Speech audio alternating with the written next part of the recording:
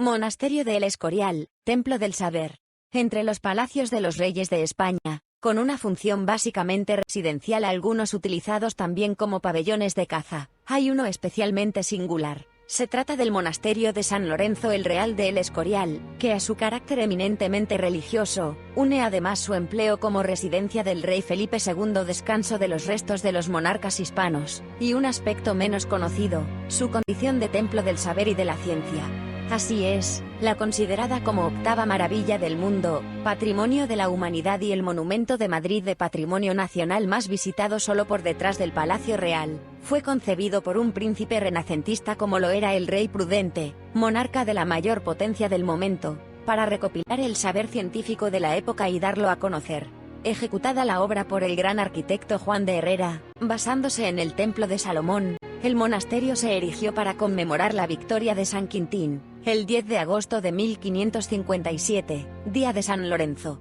una victoria que abría las puertas de París a los tercios españoles, pero que, incomprensiblemente, el rey Felipe II no se decidió a tomar la capital francesa. Signo de la profunda fe del monarca español es que en el centro del complejo, ocupado por las dependencias del rey, se erigió una capilla, con el sagrario justo en el centro, al contrario que las habitaciones del rey francés, en el Palacio de Versalles. Encomendado a la Orden de los Jerónimos, el monarca quiso, desde el primer momento, que el monasterio acogiera un pequeño colegio seminario, en donde varias generaciones de colegiales se formaron desde el 28 de septiembre de 1587, hasta la desamortización de Mendizábal, en 1837. Asimismo, el rey fundó el Real Colegio de Estudios Superiores de El Escorial, lo que equivaldría hoy a estudios universitarios. Felipe II quiso recopilar todo el saber humano, encargo que hizo, entre otros, a Benito Arias Montano,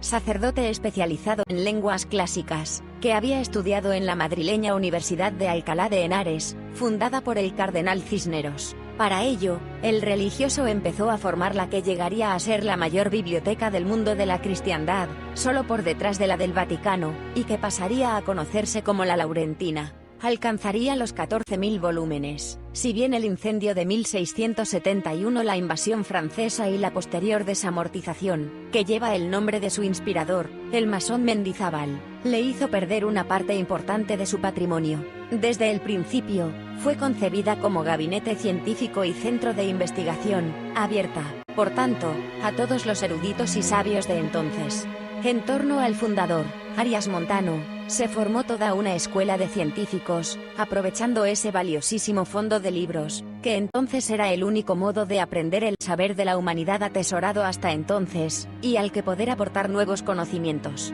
A ese tesoro bibliográfico, hay que añadir los numerosos instrumentos astronómicos y científicos que acogía el monasterio. No menos importante que la biblioteca laurentina es la Real Botica y la destilería, donde se practicaba la química al más alto nivel internacional, no solo para atender la salud del propio monarca y su familia, sino para avanzar en los conocimientos de la medicina y la farmacia, en beneficio de todo el mundo. Precisamente esa fue una de las condiciones que puso el fraile jerónimo boticario Fray Francisco de Bonilla, a quien se le encomendó la tarea de constituir dicha botica y avanzar en esas disciplinas, con la ayuda de su equipo, quien pondría especial empeño en socorrer a los pobres. Allí se forjaría una de las mejores escuelas de botánicos del mundo, que se beneficiaban de las hasta entonces desconocidas plantas que llegaban del Nuevo Mundo. De esas plantas, que pronto se consiguió aclimatar al clima castellano, se extrajeron los principios activos, que permitieron crear medicamentos nuevos, en forma de jarabes, infusiones o zumos.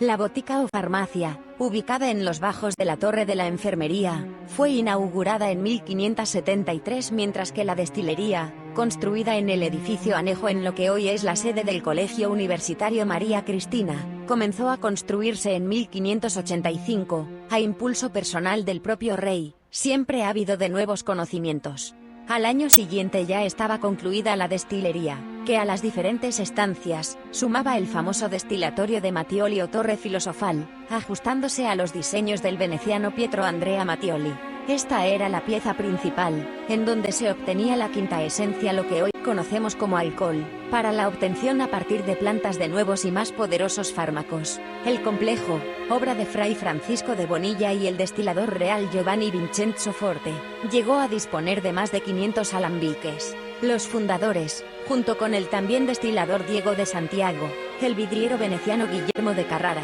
y el fraile benedictino irlandés Richard de Stanyhurst, desarrollaron en el monasterio las ciencias experimentales. Toda esta actividad experimental vino acompañada del acopio de los mejores libros de la época sobre alquimia, que eran seguidos con interés por sabios de todo el mundo. Además, en el monasterio se habilitó un hospital, la Galería de Convalecientes, donde eran atendidos los más menesterosos. En 1885, tras la restauración borbónica en la persona de Alfonso XII, se encomendó la custodia del monasterio a la Orden Agustina, que, hasta la fecha, ha mantenido la actividad religiosa y docente, brillando a gran nivel desde el principio de su nueva etapa, gracias al impulso del monarca. Una actividad que se ha mantenido prácticamente ininterrumpida, salvo el breve lapso de la República y la Guerra Civil, en la que numerosos frailes regaron con su sangre su fidelidad a la fe de Cristo. Jesús Caraballo.